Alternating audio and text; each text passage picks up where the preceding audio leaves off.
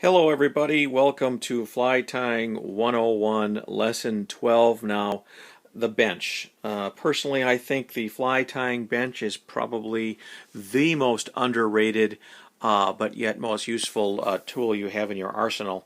And basically what it's designed to do is keep everything organized. This is my bench. I built it myself. Nothing fancy, just some plywood and some Delron white material here to make everything nice and clean looking, etc.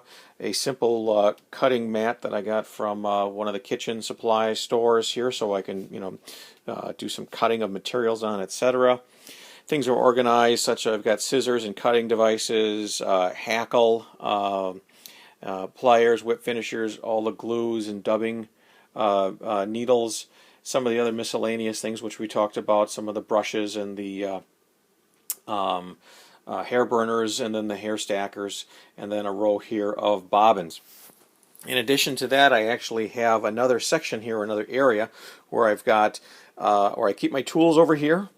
I've got the vise, as you can see right here in front, and then over here it would be the materials, the raw materials. What I like to do is I'd like to, when I tie flies, figure out how many I want to tie, pull out the hooks and any other materials that you need, and then lay them out here nicely on the bench so that you're not digging through bins constantly, etc. So that's the bench. Now the other thing that might be considered part of this would be this little device here. My wife actually had this made by a lady friend of hers, and what it is just a little waste bag. Some scrapbooking stores you can buy these at, or you can get these to actually go right onto your vise itself. I don't particularly like that setup, so that's why I like this better. Anything will do, or just a little simple plastic ice cream tub that you got laying around. This way it keeps things nice and neat when you're done trimming. Another thing that I made here was, I guess we'll call it a drying stand, and that is just simply a little wood base with some dowels and then some coat hanger clippings for the real small flies. So when you're done, and if you get glue that needs to be dry, etc., you can hang them on there and then let them dry. Also, as part of this, of course, we got the little coaster here so that you have your beverage at the ready. And of course, if it's after 5, we'll go ahead and take care of that. Moving on, I kind of went a little crazy on some of the materials, as you can see here. We'll talk about them in another lesson here, but basically I made up some holders here for the flosses and the wires and the threads, etc. And we'll talk about all of these in another episode. And then for the smaller items like your hooks and your miscellaneous foams and popper heads, etc., we have them all stored in bins. You can get these at a craft store. I think they're about $2-3 a bin, and they work out extremely nice. Very easy to see and get at. Also, my wife's P-Touch labeler came in pretty darn handy. Some of the other materials that you'll want to consider investing in, and we'll go through again each one of these individually here. We've got the various hairs, deer hair, fish hair, not to be confused with actually hair on a fish. It's an artificial deer hair. Bear hair, elk, caribou, etc. Bucktails in different configurations.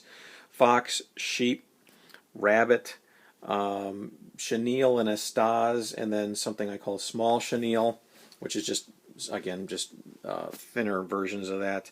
We've got our various dubbings here. Back there we've got our markers, indelible markers. Turkey feathers, various flash, dry fly specific I call it. That's some of the CDC fibers, etc., and some of the real small hackles.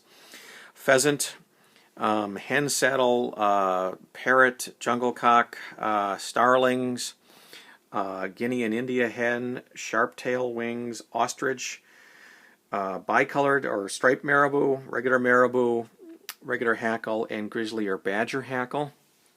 And moving up a little bit further, we've got rubber, brighter dyed bucktail, biots, glow bug yarn, peacock, schlappen hackle, spay hackle, some of the real long hackles.